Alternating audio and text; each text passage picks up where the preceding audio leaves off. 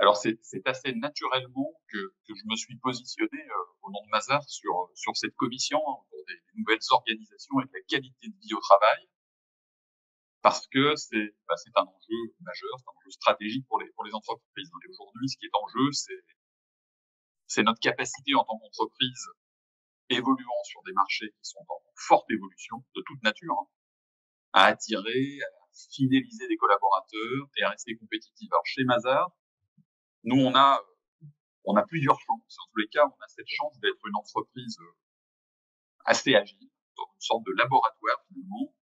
On est un peu dans le test and learn permanent. Moi, je le vis depuis 30 ans.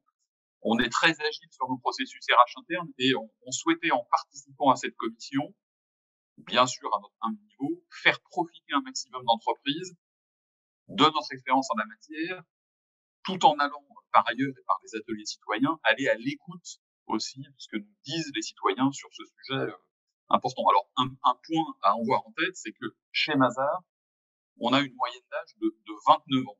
Et par conséquent, ce sujet autour des nouvelles organisations du travail, nous on le gère depuis de nombreuses années, hein, puisqu'on doit sans cesse finalement s'ajuster, répondre aux attentes de la nouvelle génération, toujours dans une optique et de développement des meilleurs talents pour la société de demain, et bien sûr en pensant de temps en temps un petit peu à nous, dans une optique de rétention de nos meilleurs talents.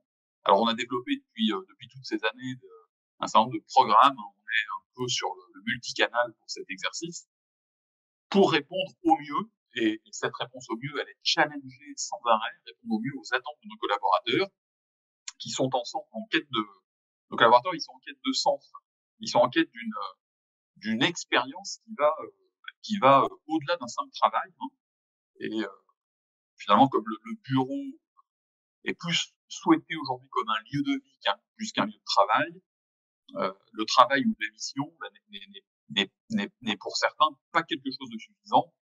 Et j'insiste là-dessus, nos collaborateurs, ils veulent vivre une véritable expérience, une double expérience, qui est une expérience professionnelle et une expérience sociale la plus enrichissante. Et nous, dans le cadre de cette approche multicanale, comme je le disais, on a plusieurs initiatives. Alors, je peux en citer quelques-unes. On fait depuis plusieurs années du mécénat de compétences. Je peux citer très rapidement notre partenariat avec l'association Les Déterminés, que nous accompagnons depuis 6 ans aujourd'hui, sur des sujets d'inclusion économique dans les quartiers prioritaires de la ville et les zones rurales. Et concrètement, nous aidons des futurs entrepreneurs sur des matières telles que l'élaboration d'un business plan, la préparation de pitch. Et c'était extrêmement motivant et aérant pour nos collaborateurs d'aller se confronter avec ces entrepreneurs. On a depuis plusieurs années enfin de congés solidaires. Donc concrètement, c'est 2 semaines de congés que le collaborateur choisit d'utiliser pour donner de son temps à une association dans un pays en développement, par exemple. Et nous, Mazars, on facilite tout ça. Troisième exemple, c'est notre Mazars Day. Donc c'est la possibilité que l'on offre, que l'on facilite à nos collaborateurs de travailler une journée par an auprès d'une association de leur choix. Et puis mon dernier exemple, c'est l'évolution de notre charte de télétravail, avec chez nous plutôt une réflexion sur le sens de la présence au bureau. L'idée, c'est de répondre à ce besoin d'équilibre qui est clair aujourd'hui, et dans une entreprise avec une moyenne d'âge de 29 ans, c'est plus une option. Meilleur équilibre entre le présentiel et le distanciel, et avec pour nous la volonté de donner du sens au retour sur le lieu de travail. Donc venir au bureau, oui, mais pourquoi faire? Et donc nous, on l'a traité en anglant notre charte sur ce nécessaire équilibre pour ne pas briser la cohésion du collectif et en même temps répondre aux nouvelles attentes de nos collaborateurs.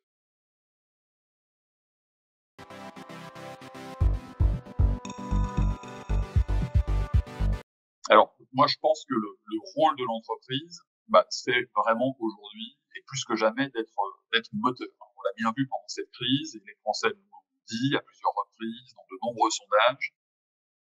Ils ont globalement plus confiance en les entreprises pour insuffler un vrai changement qu'en les pouvoirs publics.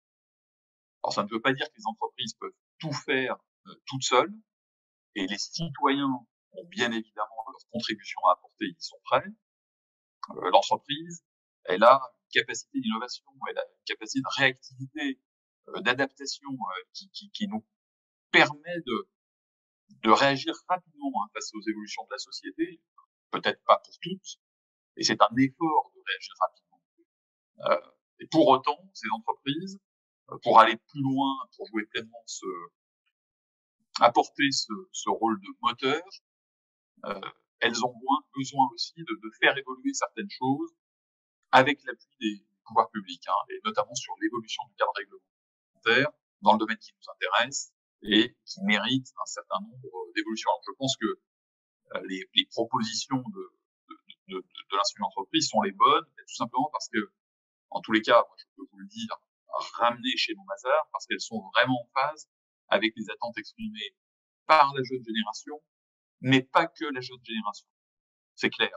Elles répondent pleinement aux enjeux de la quête de sens, à cette volonté d'un meilleur équilibre entre vie privée et vie personnelle, à ce besoin de conditions de travail différentes, notamment sur le modèle du salariat, qui est aujourd'hui remis en cause par beaucoup.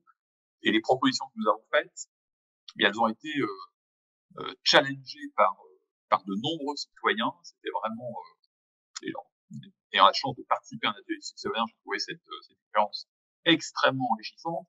Ces citoyens, on est allé les rencontrer aux quatre coins de la France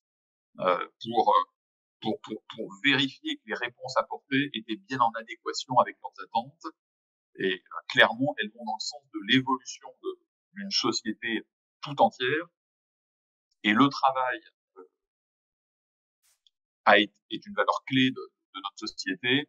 Ça a été un peu la valeur refuge aussi pendant la crise, on l'a tous expérimenté. Et chez nous, chez Mazars, on se rend compte que grâce au retour que l'on a lors de nos process de recrutement, par exemple, que la qualité de vie au travail devient un critère de choix majeur pour les candidats. Et c'est parfois même plus important que le salaire. Alors, c'était vraiment pas le cas il y a 10 ans. Et le curseur a beaucoup bougé. Il n'est plus du tout positionné à un endroit par les candidats aujourd'hui. Et dans la grande majorité des cas, les candidats se renseignent, et ils ont bien raison, ils se renseignent tous lors des entretiens sur ce qui est mis en place par l'entreprise pour faciliter un équilibre vie pro, vie perso. Ils questionnent sur une charte de télétravail, sur la culture managériale. C'était des questions qui apparaissaient peut-être un peu décalées, parfois même un petit peu mal vues par certains il y a quelques années, et elles sont devenues aujourd'hui incontournables, vraiment normales dans un processus de recrutement.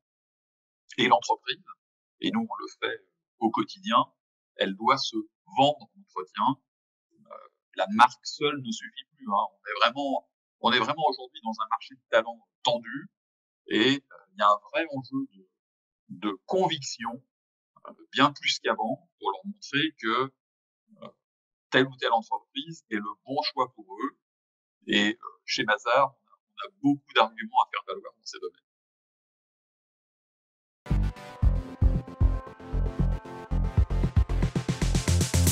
Nous, notre secteur, c'est l'audit et le conseil.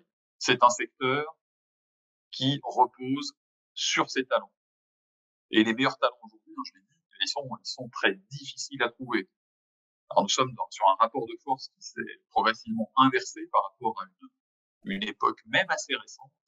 Et donc, dans ces conditions, c'est vraiment à nous, c'est vraiment l'entreprise de nous adapter. Et pour moi, la proposition consistant à décloisonner les modèles de travail salariés et indépendants sans que l'un ne s'efface au profit de l'autre, bien sûr, c'est une proposition qui pourrait nous aider à répondre aux attentes d'une partie de la jeune génération qui ne se reconnaît pas totalement dans le modèle unique du salariat.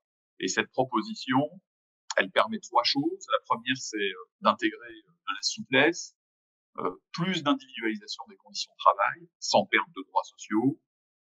Point numéro 2, elle permet aux plus jeunes d'avoir plus de flexibilité, c'est-à-dire la possibilité de choisir un travail en termes de lieu, d'horaire de lieu, par exemple. Et point numéro 3, cette proposition, elle permettrait de pouvoir, dans certains secteurs, de travailler dans le même mois pour différentes sociétés, et il y a des demandes pour cela. Donc cette proposition a vocation à répondre à ces inspirations de flexibilité et de sécurité, et c'est un des enjeux, elle nécessite évidemment des évolutions de la réglementation.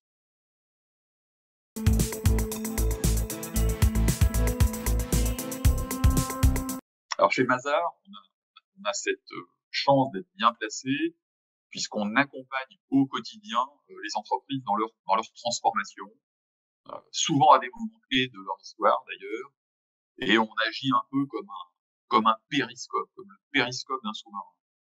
Et très très sincèrement, depuis des années, depuis la crise, on voit autant de situations que d'entreprises. Et il y a deux grandes catégories d'entreprises, et beaucoup d'autres sans doute. Il y a celles qui ont celles qui ont su prendre le train en marche, qui ont considéré cette crise comme une opportunité de faire bouger des lignes, de changer, de faire évoluer, de repenser leur modèle.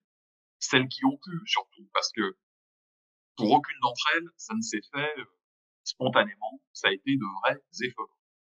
Et puis il y a celles qui ne le font pas, qui ont du mal à l'imaginer, qui, à ce stade, en tous les cas, qui sont restées sur un peu un modèle d'avant. Et je crois que celles qui n'évolueront pas, elles vont prendre le risque de, par exemple, de la perte de confiance de leurs salariés, le désengagement, la fuite de talents. Et c'est Ford qui disait les deux choses les plus importantes n'apparaissent pas au bilan de l'entreprise, sa réputation et ses hommes. Et je crois que cette situation, elle est plus que jamais d'actualité. Et si vous me permettez de conclure, un petit mot pour remercier l'Institut de l'entreprise et les deux pilotes de la commission à laquelle j'ai participé. À titre personnel, j'ai trouvé cette expérience très enrichissante sur le plan humain. Alors on a pu confronter nos idées, partager des bonnes pratiques, rencontrer des Français avec qui nous avons échangé, qui nous ont challengés aussi, et ça fait du bien d'être challengé de cette façon.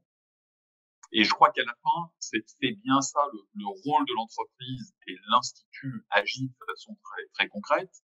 Dans ce sens, c'est d'abord d'être le point d'ancrage d'une société tout entière, de notre société. Ça a été le phare dans la tempête pendant la crise, quand la météo était perturbée.